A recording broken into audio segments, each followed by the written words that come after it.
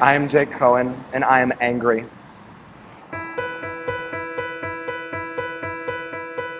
I want to leap over buildings, want to fly. I am Jake Cohen, and I'm an ally.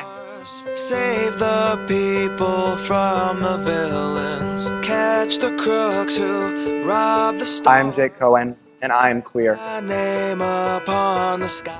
I'm Jake Cohen, and I don't give a fuck what you think. I'll be there. A lot of my identity is in clothing, as a form of self-expression, not really as a form of vanity, as a lot of people see it. And I think my clothing ties a lot to my queer identity because it kind of just reinforces the fact that, like, you know, I always tell people if gender is a spectrum and here's male and here's female, within the male, I'm like everywhere. And I think that gender, like wearing things that are gender non-conforming, wearing things that make myself uncomfortable and make other people uncomfortable, which is a whole other story, reaffirms my identity as a male, as, you know, a queer person, and it kind of connects to everything. I mean, I think a lot of what I wear is like influenced by the music I'm listening to. There's not really a method to the madness. In a way, it's kind of just like, what do I want to like say today? I like doing a lot of service that's not necessarily political, if you will. It's not necessarily me doing things like leading chanting. It's not me like giving a speech. So it's activism in the sense that like it's inherently political, but it's not verbally political, like feeding the homeless or going to listen to a speaker or, you know, things like that.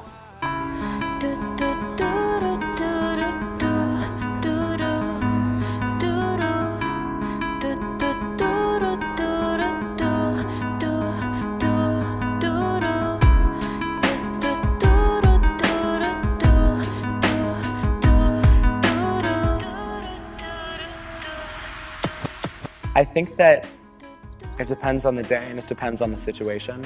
Sadly, I think, you know, a lot of the time, if not most of the time, the answer is no.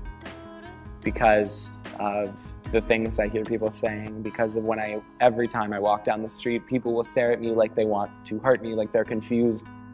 People will make Jewish jokes. People will call my brother names because of the way his physical features align with stereotypes about Jewish people. Whether that's my friends experiencing racism, my friends experiencing sexism, assault, things like that. So in a lot of ways, I'm not happy, but the ways I am happy is when I feel hopeful, and I feel hopeful when I'm around a diverse group of people, when I'm taking action about something that matters, when I'm having those conversations, when I'm educating, when I'm being educated, and when I'm listening to someone who has so much to teach me, and I have so much to teach them. I was in this heated argument with this one girl who was just being overtly racist and overtly transphobic. I was just done talking to her, so I stopped talking to her. And then maybe 15 minutes later, I get this notification on Snapchat that someone's added you to a group chat titled White Supremacists. And it was a group of about 10 kids, all of which I had heard the names of. They started saying homophobic things. Hey, hey, ho, ho, all these gays have got to go. All your opinions are bullshit. You're a sad little fag. Marin is such a bubble, like we don't have any of that here. We do, we just don't talk about it because we're in a community of privilege. It's not a bubble of like, there's no bigotry, it's a bubble of like, we don't talk about bigotry.